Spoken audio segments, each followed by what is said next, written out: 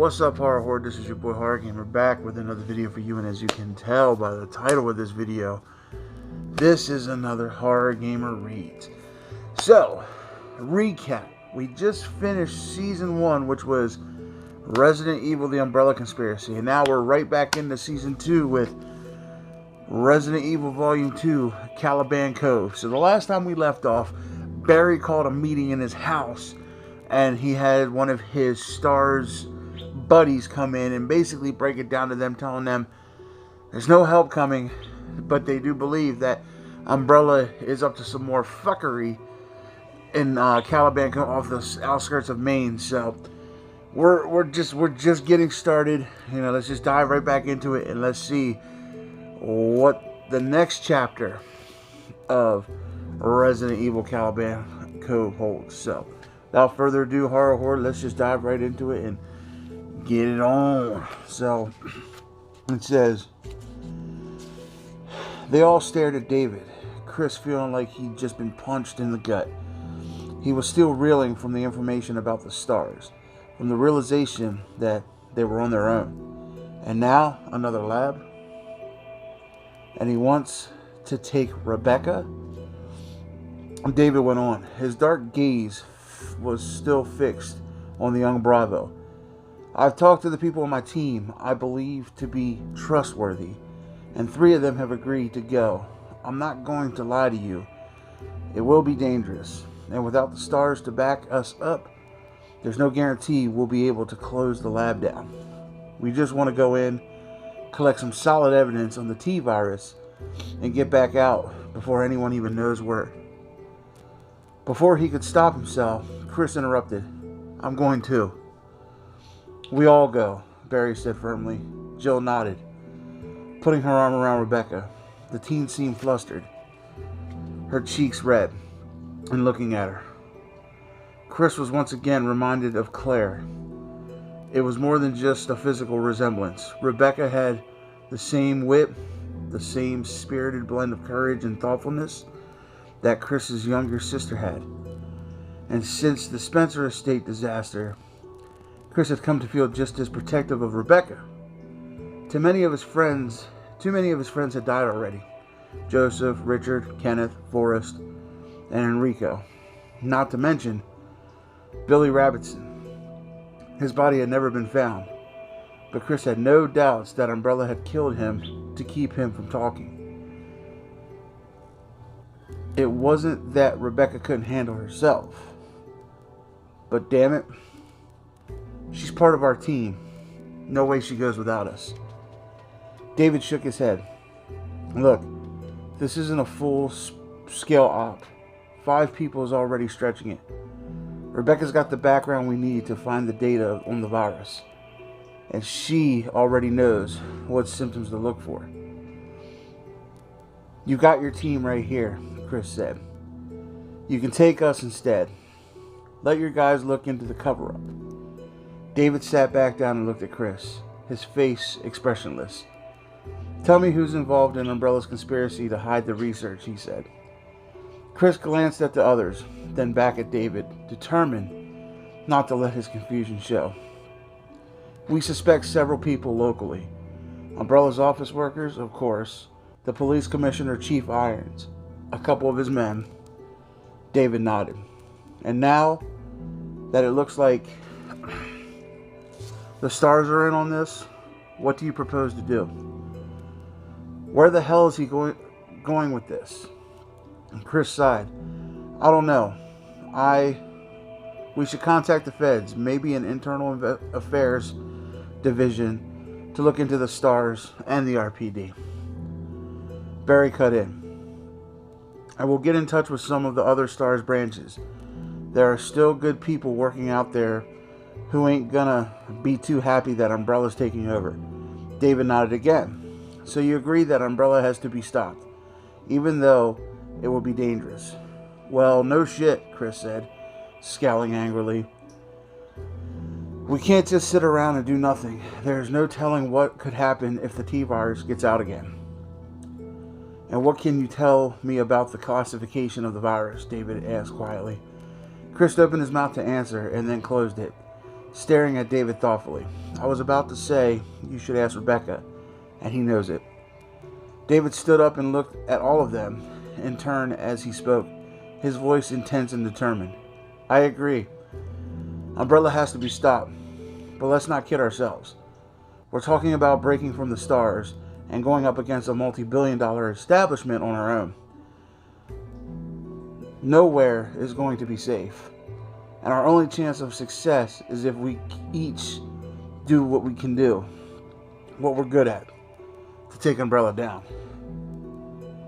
He fixed his cool gaze on Chris, as if he realized that Chris was the one who had to be convinced.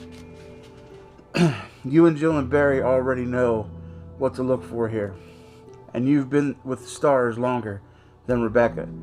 You should stay here, out of sight, see if you can ferret out connections between the local police and Umbrella, and reach out to the stars members that you think would help us. David turned to Rebecca again. And if you agree, I think we should leave for Maine tonight. With the information I have, it looks as though things have already gotten out of hand. My team is standing by. We could go in tomorrow at dusk. The room was silent for a moment. The only sound that of the ceiling fan whirling overhead. Chris still felt angry, but couldn't find a hole in the man's logic. He was right about their options, and whether Chris liked it or not, the choice to go to Maine was Rebecca's to make. What information do you have? Jill asked thoughtfully. How did you find out about the lab? David reached down to a battered briefcase propped next to the chair and dug through it, pulling out a file folder. An interesting story in itself, if a strange one. I was hoping that one of you might be able to decipher some of this.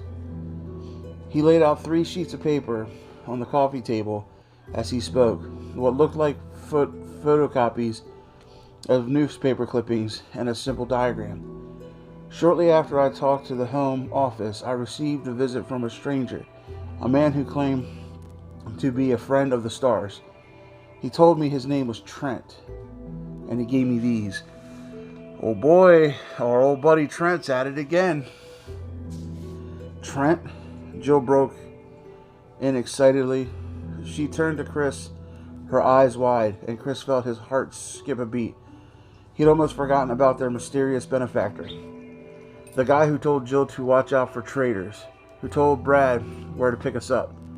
David stared at Jill, his expression puzzled. You know him? Just before we went to rescue the Bravos, a man named Trent gave me some information about the Spencer estate and warned me about Wesker, Jill said. He was quite a piece of work, real shady. He didn't give anything away, you know? But he knew what was going on with Umbrella, and what he did tell me all panned out. Barry nodded, and Brad Vickers said that Trent called in the estate's coordinates right after Wesker activated the triggering system. If he hadn't radioed, we would have blown up with the rest of the mansion. Chris suddenly realized that he had a serious headache brewing as they all gathered around Barry's coffee table. Staring down at the papers, the stars were working for Umbrella. There was another T-virus facility operating in Maine, and now Trent again, popping up like some cryptic fairy godmother. His motives impossible to guess. It was like some kind of game, the stakes all or nothing, as they struggled to get to the bottom of Umbrella's conspiracy. And we have no choice but to play. But whose game are we playing? And what do we risk losing if we fail? Chris shot an unhappy glance at Rebecca, thinking again of his kid sister and wishing, not for the first time, that they'd never heard of Umbrella. David watched them study the information that Trent had given him, somehow not surprised that the enigmatic stranger had contacted the stars before. The man had been a professional, though at what precisely, David couldn't imagine. Why would he want to help us fight Umbrella? What's in it for him? David thought back to the brief encounter he'd had only 5 days ago, searching his memory for some additional clues, something he'd missed. He had arrived home late from work, and it had been raining, pouring, a thundering summer storm that beat at the windows and masked the sound of his gentle knocking. The exterior stars had enjoyed an easy summer, more paperwork than action. The Bravos had taken off for a criminal profiling seminar in New Hampshire, and David had been entertaining thoughts of packing a bag and attending the final days until he received Barry's call, followed by his first hint from the home office that something was wrong. He spent the next day calling a few of his branch contacts with discreet questions and digging through files on Umbrella, not making it home until almost midnight. The driving rain had ushered him into his cold, dark house, the atmosphere matching his mood perfectly. He poured a scotch and collapsed on the couch, his head spinning from the implications of what he'd learned.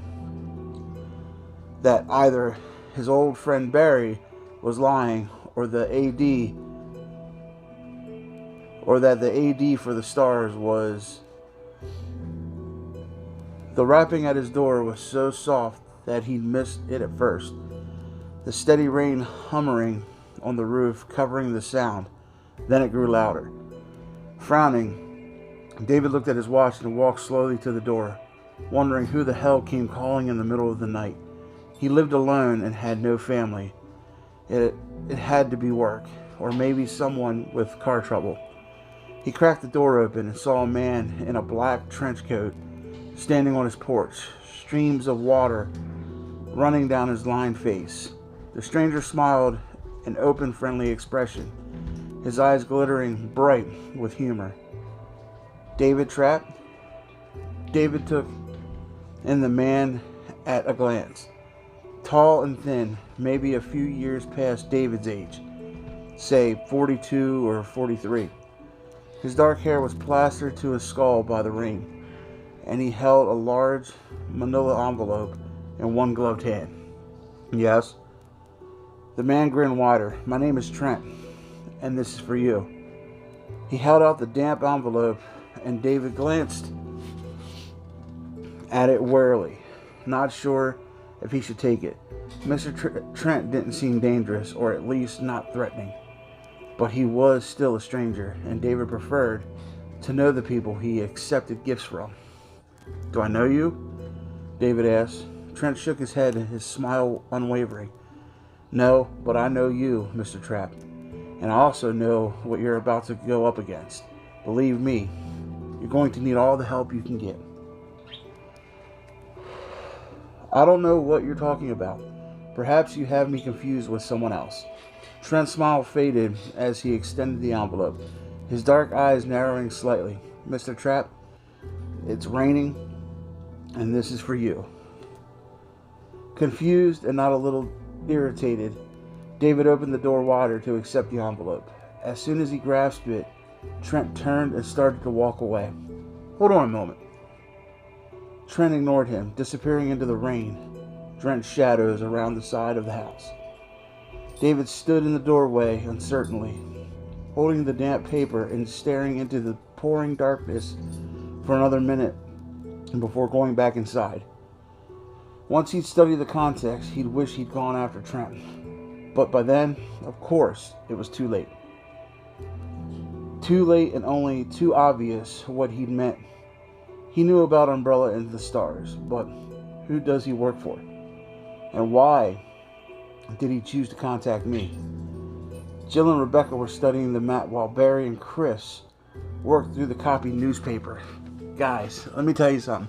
This is starting to get crazy. Like, I don't know who this Trent dude is, but I have a feeling we're not done with him. He's going to be in this series for a little bit, I feel. So, yeah. Okay. And it says, Jill and Rebecca were studying the map while Barry and Chris worked through the copied newspaper articles. There were 4 of them, all recent, all centered around the tiny coastal town of Caliban Cove, Maine. 3 of them concerned the disappearances of local fishermen, all presumed dead. The 4th was a rather humorous piece about the ghosts that haunted the cove. It seemed that several townspeople had heard strange sounds floating across the waters late at night, described as the cries of the damned. The writer of the article had laughingly suggested that the witnesses to the phenomena should probably stop drinking their mouthwash before bed. Funny, unless you know what we know about Umbrella. The map was of the stretch of the coast just south of the small town, an aerial sketch of the cove itself. David had uncovered a few facts about the area on a visit to H0rr's library. Uncomfortable using the STARS computer after Barry's call, the rather isolated stretch had been privately owned for several years, bought up by an anonymous group. There was a defunct lighthouse on the northern rim of the inlet, sitting atop a cliff that was supposedly riddled with sea caves. Trent's map showed several structures hit behind and below the lighthouse, leading down to a small pier on the southern tip of the open crescent. There was a notched border that ran the length of the cove on the inland side, presumably a fence. Caliban Cove was written across the top in bold letters, in smaller type just beneath were the words UMB Research and Testing. The 3rd piece of the paper that Trent had given him was the one that David didn't understand. There was a short list of names at the top, 7 in all. Lyle Amon, Alan Kinnison, Tom Athens, Lewis Thurman, Nicholas Griffith, William Birkin, Tiffany Chin. Ooh, William Birkin, y'all, we know that. Just under it was somewhat poetic list of sorts set into the center of the page in curling font. Jill had picked it up again and was reading it carefully. She looked up at David, a half smile on her face.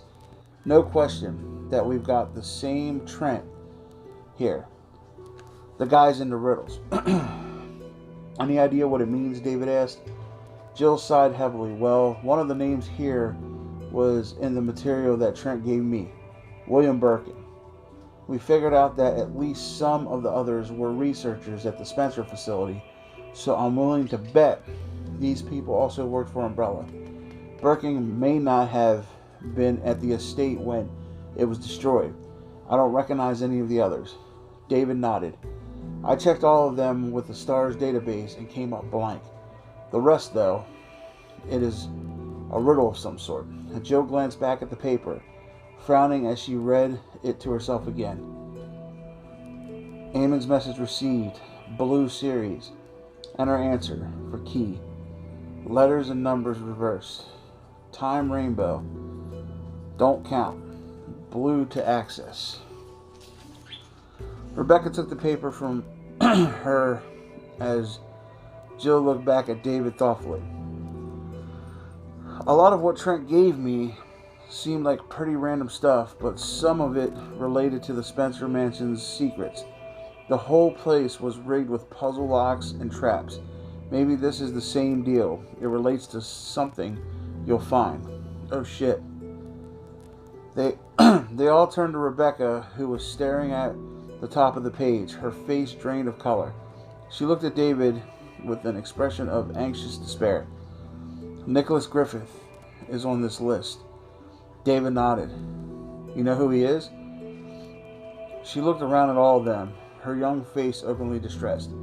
Yeah, except I thought he was dead.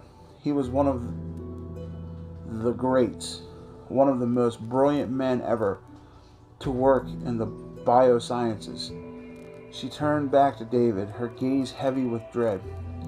If he's with Umbrella, we've got a lot more to worry about than the T virus getting out. He's a genius in the field of molecular virology. And if the stories are true, he's also totally insane. Oh boy. Rebecca looked back at the list, her stomach a leaden knot. Dr. Griffith, still alive and involved with Umbrella. Could today possibly get any worse? What can you tell us about him? David asked. Rebecca's mouth felt dry.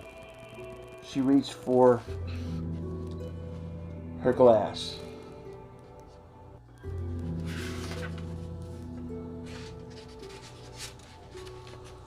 Of water and drained it before looking at David. How much do you know about the study of viruses? She asked. He smiled a little. Nothing. That's why I'm here. Rebecca nodded, trying to think of where to start. Okay, viruses are classified by their replication strategy and by the type of nucleic acid in the variation. That's the specialized element in a virus that allows it to transfer its gnome to another living cell. A gnome is a single, simple set of chromosomes. According to the Baltimore classification, there are 7 distinct types of viruses, and each group infects certain organisms in a certain way. In the early 60s, a young scientist at a private university in California challenged the theory, insisting that there was an 8th group, one based loosely on dsDNA and ssDNA viruses that could infect everything it contacted. It was Dr. Griffith. He published several papers, and while it turned out that he was wrong, his reasoning was brilliant. I know, I read them. The scientific community scoffed at his theory, but his research on virus specified inclusion, bodies in the cytoplasm without a linear gnome. Man, this is like reading a fucking textbook right now. Rebecca trailed off, noticing the blank expression on their faces. Sorry. Anyway, Griffith stopped trying to prove the theory, but a lot of people were interested to see what he'd come up with next. Jill interrupted, frowning. Where did you learn all this? In school. One of my professors was kind of a science history buff. His specialty was defunct facts and scandals. So what happened? David asked. The next time anyone heard from Griffith, it was because he'd gotten kicked out of the university. Dr. Vashis, that was my professor, told us that Griffith was officially fired for using drugs. Methamphetamines. But the rumor was that he'd been experimenting with drug-induced behavior modification on a couple of his students. Neither of them would talk, but one of them ended up in an asylum, and the other eventually committed suicide. Nothing was ever proved, but after that, no one would hire him. And as far as the facts go, that's the last anyone heard of Nicholas Griffith. But there's more to the story, David. But there's more to the story, David asked. Rebecca nodded slowly. In the mid-'80s, a private lab in Washington was broken into by cops, and the bodies of 3 men were found, all dead of filovirus infection. It was Marburg, one of the most lethal viruses there is. They'd been dead for weeks. Neighbors had complained because of the smell. The papers the police found in the lab suggested that all 3 men were research assistants to a Dr. Nicholas Dune, and that they had allowed themselves to be deliberately infected with what they understood to be a harmless cold virus. Dr. Dune was going to see if he could cure it. She stood up, crossing her arms tightly. The agony those men must have endured. She's seen pictures of the Marburg victims.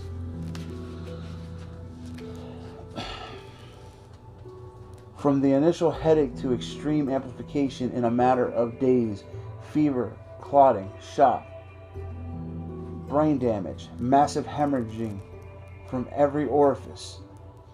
They would have died in pools of their own blood. And your professor thought it was Griffith? Jill asked softly. Rebecca forced the images away and turned to Jill, finishing the story the way Dr. Vax had. Griffith's mother, her maiden name was Dune. Barry let out a low whistle, so as Jill and Chris exchanged a worried look. David was studying her intently, his gaze cool and unreadable. All the same, she thought she knew what was going through his mind. He's wondering if this changes things. If I'll go with him to see this Caliban Cove facility, now that I know it's being run by people like Griffith. Rebecca looked away from David's intense scrutiny and saw that the rest of her team was watching her, their faces tight with concern. Since that terrible night at the Spencer estate, they'd become like a family to her.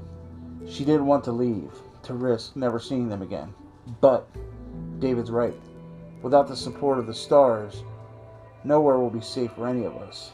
And this would be my chance to contribute, to do what I'm good at. She wanted to believe that it was the only reason, that she'd be going to fight the good fight. But she couldn't help the tiny sliver of excitement that ran through her at the thought of getting her hands on the T-virus. It would be a golden opportunity to study the mutagen before anyone else, to categorize the effects and pick apart the virion right down to its smallest capsid. Rebecca took a deep breath and blew it out, her decision made. I'll do it, she said. When do we go? Holy crap. Okay. So this chapter, while setting up a good mood, it was a little tough to get through, not because it was boring or anything, but because of the fact that it used a lot of like scientific mumbo jumbo. It's a good chapter. Like you get some of the backstory of where they're going, and you know that Dr. Griffith or whatever. So you know that whatever happens next is probably going to be a lot of fuckery, because now you got some insane madman who is tied to a project, and that's about all we know. And now she's getting ready to, we gonna be out, we gonna head to Caliban Cove. So far the book's pretty interesting. I'm excited to see. I just hope, the one thing I do hope, and I'm gonna be brutally honest, is I hope they don't use a lot of big scientific words like they did in this chapter. You know, because like I said, like I told you guys previously, I'm not the strongest reader to begin with. You know what I'm saying? As you see, times I'll be flowing and then I'll slow down, because it's kind of like a pacing issue for me. But when you throw in big old words and shit, like I tend to sit there like, but I don't think it's going to be all like that. I think we're actually going to get a good story out of this. A lot of people said this book is amazing, so I can't wait to dive deeper into the meat of the story. But like I said, I am just hoping that this isn't like reading a textbook with some of the bigger words. That chapter was a little rough to get through because, like I said, they were throwing out some huge words, but I think we'll be alright. But like I said, I'm super excited to get into this. I'm super excited to just dive into this story, because I have a feeling this is going to be, it's just insane. So, alright, H0rr0rr, with all that being said, I really hope you guys are enjoying this as much as I'm enjoying reading it. I just can't wait to get deeper into it. It's just going to be epic. And with all that being said, H0rr0rr, I love you guys. Thank you guys. And don't forget, if you haven't done so yet, hit that subscribe button along with that ding-a-ling-ding-ding button. Every time your boy H0rr0rgamer throws up one of these H0rr0r gamer reads that you're in the know. So, alright, H0rr0rr, with all that being said, again, I love you guys. Thank you guys. Until next time, this is your boy H0rr0rgamer saying, as always, don't fear the darkness. Embrace it.